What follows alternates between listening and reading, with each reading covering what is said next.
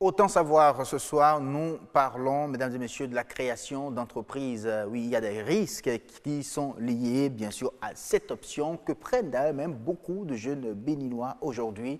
On va présenter les risques, on va les détailler, comment les surmonter aussi, comment les éviter. C'est bien possible de pouvoir le faire dans un instant et juste derrière cet élément. Le risk management est une composante essentielle de la stratégie de l'entreprise. Si bien que lorsque ce n'est pas connu, lorsque vous menez n'importe quelle activité aujourd'hui et que la question de risk management n'est pas traitée, vous êtes sûr d'aller dans les murs. C'est ça d'ailleurs qui fait échouer beaucoup de projets qui sont menés en Afrique, au Bénin aussi, parce qu'on n'a pas idée des risques, des points d'achoppement qu'on pourrait connaître dans de tels projets. Et c'est ce qui fait que les entreprises croulent très vite. Cette discipline vise à identifier tous les risques de l'entreprise, à les évaluer et à les traiter, de sorte à réduire les incertitudes dans la façon de mener les projets, de sorte à réduire la probabilité ou la survenance des risques dans la maison, dans une entité donnée. Pour devenir un risk manager, il faut avoir suffisamment d'expérience, connaître l'entreprise et être formé pour. Donc être capable de reconnaître qu'il y a un risque ici ou là, ce n'est pas du jour au lendemain qu'on peut le savoir. Mais ça doit être entériné par une formation bien certifiante. Il y a la norme ISO 73, version 2018, qui dit comment est-ce qu'il faut appeler chaque chose, c'est-à-dire le vocabulaire essentiel, le jargon qu'il faut utiliser pour parler des risques dans une entreprise. Mais quand je reviens sur la norme 31 000, on peut signifier déjà que cette norme n'amène pas ou ne conduit pas à une certification.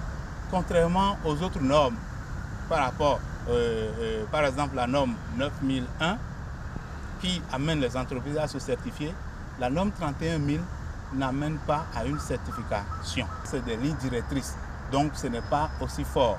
Mais ça a beaucoup d'avantages pour les entreprises pour qu'elles ne disparaissent pas du jour au lendemain. Comme quoi, il est très important de connaître les risques au point d'achoppement probables, bien évidemment, et qui sont liés à votre domaine dans lequel vous voulez créer votre entreprise. Nous allons faire, bien sûr, cet exercice, c'est-à-dire essayer donc d'explorer les probables risques au point d'achoppement possibles en matière de création d'entreprise avec Gentilé Badedi, il est auditeur qualité certifié. Bonsoir. Bonsoir, monsieur. Merci d'avoir accepté notre invitation. Merci, c'est toi. Bonsoir, Agnat Bello Onifade. Comment allez-vous? Hassim Kaba, bonsoir, mesdames et messieurs, bonsoir. C'est un plaisir de vous retrouver. Et toutes mes excuses, je ne vous ai pas abandonné, j'étais plutôt sur d'autres fronts. Ah oui, ça c'est vrai. Vous y étiez, vous avez même conduit les bus et tout le reste. Parcourir le Bénin. C'est une surprise pour les téléspectateurs. C'est une surprise. On verra tout ça bientôt, très bientôt à travers un documentaire.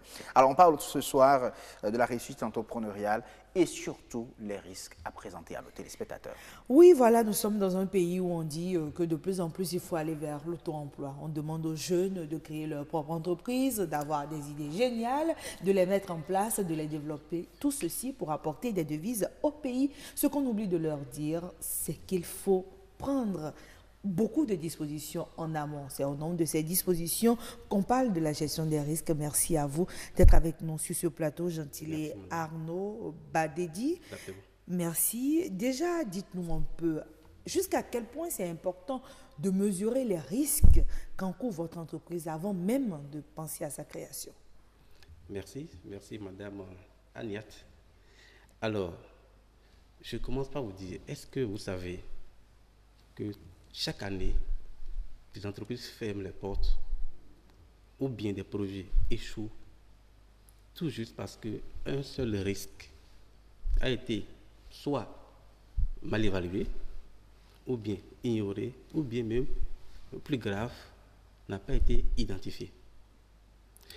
Et quand ce risque survient, ce risque qui n'a pas été identifié, qui n'a pas été évalué, mais qui était sous-évalué survient, les dégâts sont souvent catastrophiques, puisque n'ayant pas prévu des actions de maîtrise de risque, mais des actions après que le risque est survenu, souvent c'est trop lent, ça demande plus de ressources et la catastrophe est souvent là. D'accord. De plus en plus aussi, ce n'est plus souvent toléré, souvent dans les organisations internationales, et même beaucoup plus recommandé pour les entreprises naissantes.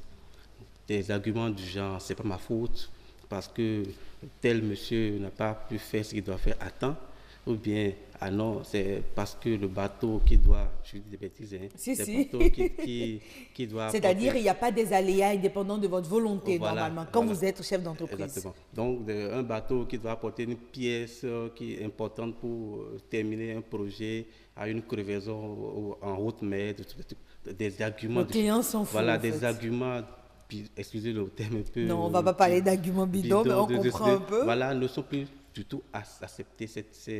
Ne sont plus du tout acceptés.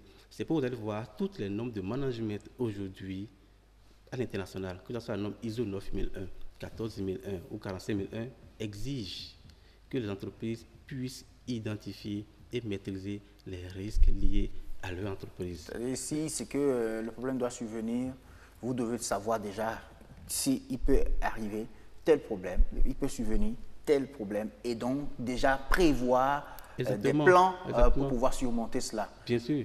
Le risque, déjà, comme c'est défini, c'est l'effet de l'incertitude sur les objectifs. En d'autres termes, c'est la survenance d'un événement incertain et futur, dont la survenance a souvent des conséquences dramatiques sur l'atteinte des objectifs ou bien l'atteinte d'un projet ou d'une activité. Et donc, c'est déjà anticipé. C'est anticiper sur les potentiels événements qui pourraient survenir, qui peuvent nous empêcher d'atteindre nos objectifs. C'est un peu comme on le dit souvent dans notre jargon, prévenir vaut mieux que guérir. Prévenir vaut mieux que guérir. Voilà. D'accord, je suis totalement d'accord avec vous, hein, mais dans la réalisation de cet entretien et quand on menait nos recherches, les chefs d'entreprise trouvent parfois que c'est pessimiste d'y aller avec en tête que c'est possible d'échouer, c'est possible d'avoir tel ou tel autre risque, et surtout, il paraîtrait que vous, les experts en risque manager, vous êtes chers. Donc, pour vous avoir, pour un jeune entrepreneur, c'est pas évident. Il préfère s'en passer. Alors, un mot sur ça. Un mot sur ça. Je vais vous donner l'exemple pour nos chefs d'entreprise qui pensent que c'est cher ou bien qui pensent que, bon, voilà, ne voient pas l'importance du risque de management. Je donne l'exemple vécu. Hein. Une entreprise qui est déjà en place et qui a quand même voulu identifier les risques, qui est une très bonne chose. Ils ont identifié les risques et ils ont formulé un risque sur le volet informatique. C'est formulé de cette manière, risque de sabotage et de cambriolage de la salle serveur informatique. Mais n'ayant pas été formé, comme l'a dit tout à l'heure celui que vous avez passé tout à l'heure, M. Afagnon, n'ayant pas eu de formation, ils sont arrêtés à ce niveau. Et puis quelques mois plus tard, le risque est survenu exactement comme ils l'ont dit. Les gens sont entrés dans leur salle serveur, ils n'ont pas volé, ils ont juste coupé les câbles, ils ont détruit les ordinateurs, les serveurs. Tout porte à croire que l'objectif était vraiment d'atteindre le cœur d'activité de l'entreprise sans cette salle serveur. L'entreprise qui est une entreprise bancaire, bien sûr, une entreprise bancaire qui offre des services financiers, consorts, ne pouvait pas fonctionner. Oui. Vous imaginez, quand c'était arrivé, et quand lundi matin, arrivé au boulot, ils ont remarqué qu'ils étaient HS, aucune connexion, personne ne pouvait travailler, de Cotonou à Malanville, nulle part, aucune agence ne pouvait fonctionner.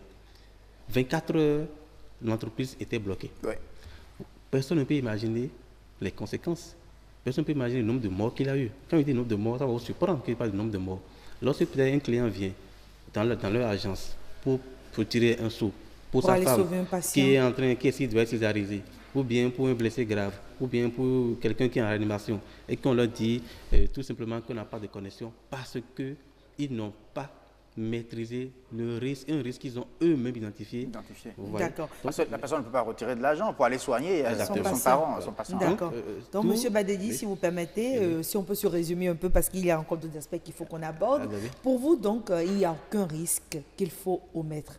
Il faut être prêt à tout et à tout moment. Il faut s'y préparer. Il faut anticiper pour ne pas subir. Il vaut mieux prévenir que de subir. Voilà. Oui, mais alors, est-ce qu'il faut chercher à éviter le risque ou prévoir des solutions au cas où cela surviendrait? Voilà, là, c'est lorsqu'on finit d'identifier lorsqu'on finit d'identifier le risque, c'est dans le traitement du risque qu'on fait ce choix. Parce que le choix revient au chef d'entreprise ou bien voilà. Il peut choisir de prendre le risque. Attention, ce n'est pas tous les risques qu'on évite.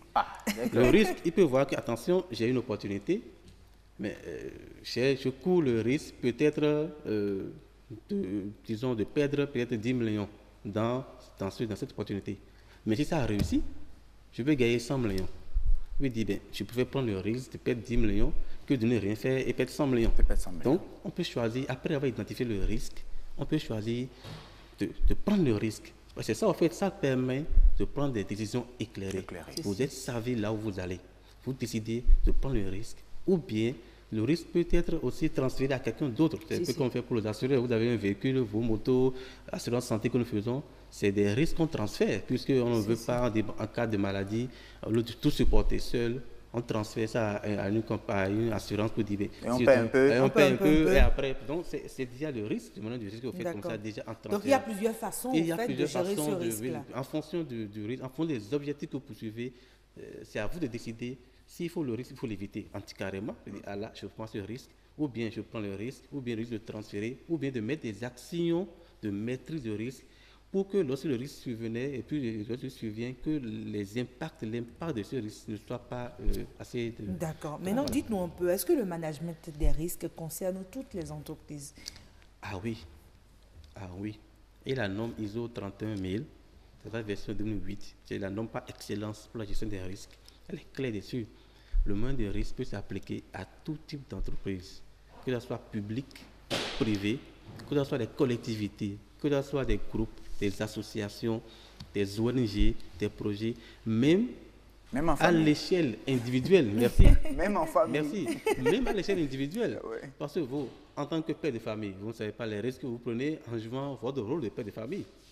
En tant que journaliste, les risques que vous prenez en subissant tous les jours, vous voyez tout ce qu'il y a comme lumière, l'intensité de la lumière que vous... donc la gestion des risques va jusque dans ces aspects-là, qui peuvent paraître anodins, mais qui sont importants. Tous les jours, vous les journalistes, vous avez ça tous les jours, sur vos regards, les lumières, tout ça. Même les Il faut donc prendre connaissance des risques liés au maquillage, liés tout à l'heure, à la lumière. Quand vous maquillez, je me dis, est-ce que mon journaliste savait qu'il entreprenait un risque? Parce que, je ne sais pas si c'est peut-être bon de le dire, mais c'est les mêmes équipements qu'ils utilisent à tout le monde. Non, c'est pas les mêmes. C'est différent.